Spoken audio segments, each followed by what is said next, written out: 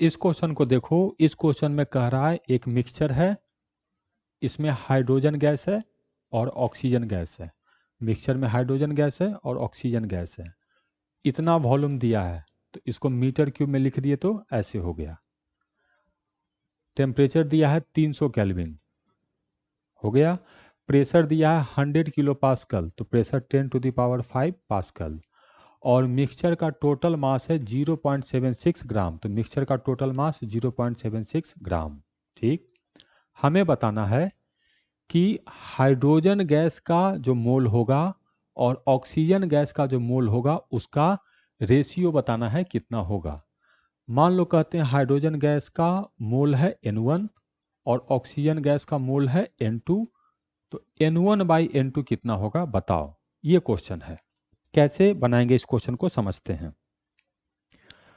यहाँ पे वॉल्यूम दिया है, टेम्परेचर दिया है, प्रेशर दिया है, तो मैं यूज कर रहा हूं PV = nRT इक्वेशन। तो प्रेशर है 10⁵, वॉल्यूम दिया है 2 × 3 जीरो इधर से, अब -6 है तो 10⁻³ PV = n। यहाँ n मिक्सचर में टोटल मोल्स है, क्योंकि ये इक्वेशन मैं मिक्सचर के लिए लगा रहा हूँ। R का वैल्यू 25/3 और टेम्परेचर है 300 केल्विन। सॉल्व करते हैं, n का वैल्यू फाइंड करते हैं। 3 इधर से चला जाएगा तो ये 2 बचेगा, 100 है, यहाँ से चला जाएगा तो ये 2 जीरो चला गया, तो n का वैल्यू आया है हम लोग को, 3 इधर से कैंसिल हो गया इससे, तो यहाँ से पता चला कि टोटल नंबर ऑफ मोल्स जो है ये 2/25 है।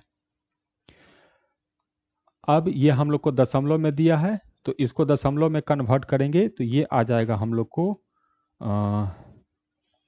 200 लिख देते हैं, डिवाइडेड बाई 25 × 1/100, 25 400 तो 8 है, ये आ गया 0.08। टोटल इतना मोल्स है। ठीक, तो टोटल मोल्स तो हम लोग कैलकुलेट कर लिए हैं, लेकिन क्वेश्चन में हमको टोटल मोल्स नहीं पूछा, हाइड्रोजन का मोल डिवाइडेड बाय ऑक्सीजन का मोल। ठीक है, अब ये एक इंफॉर्मेशन बच गया है कि मिक्सचर का टोटल जो मास है वो हम लोग को इतना है। अच्छा ठीक, अब इसको कैसे यूज करेंगे वो देखो।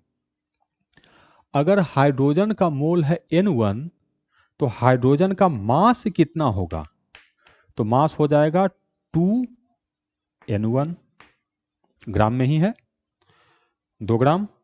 अगर ऑक्सीजन का मोल है N2 तो ऑक्सीजन का मिक्सचर में मास कितना होगा, तो 32N2, ये मास हो गया। तो मिक्सचर का टोटल मास कितना होगा, तो ये प्लस ये, तो इसका मतलब 2N1 + 32N2, ये मिलाकर मिक्सचर का टोटल मास होगा, और ये तो दिया है 0.76, तो ये आ गया 0.76। ठीक, ये चीज कैलकुलेट हो गया। और हम जानते हैं कि पहला का मोल, हाइड्रोजन का मोल प्लस ऑक्सीजन का मोल मिलाकर टोटल मोल होगा, तो ये हमको है 0.08। ऐसे अब इन दोनों इक्वेशन को सॉल्व कर लेंगे तो N1 और N2 का वैल्यू पता चल जाएगा, और उसको इसमें पुट कर देंगे तो हम लोग का काम बन जाएगा। तो अब इसी को सॉल्व करना है, यही ना समस्या है। तो इसको कैसे सॉल्व करेंगे देखो, 2 इधर से कॉमन ले लो तो 2 कट जाएगा, तो ये आ जाएगा N1 + 16N2 = 2 से इसको डिवाइड करेंगे तो हो जाएगा 0.38, और यहां से है N1 + N2 = 0.08।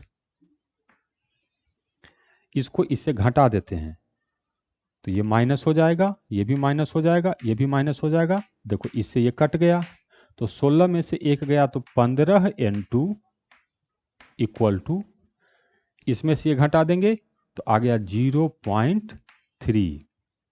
तो N2 आ गया हम लोग को 0.3 डिवाइडेड बाई 15, तो इसको लिख देंगे, 3 से कट जाएगा 5 हो जाएगा, तो 1/15 50, तो 1/50 मतलब 0.02। तो ऑक्सीजन का केगो मोल है 0.02, तो ऑक्सीजन N2 है, N1 प्लस N2 0.08 है और N2 है 0.02। इसका मतलब N1 होगा 0.06, N1 0.06। तो हमसे N1 बाई N2 का रेशियो पूछ रहा है, तो N1 by N2 equal 0.02 divided by 0.06। तो N1 बाई N2 आ गया 1/3। तो करेक्ट आंसर है इसका ए।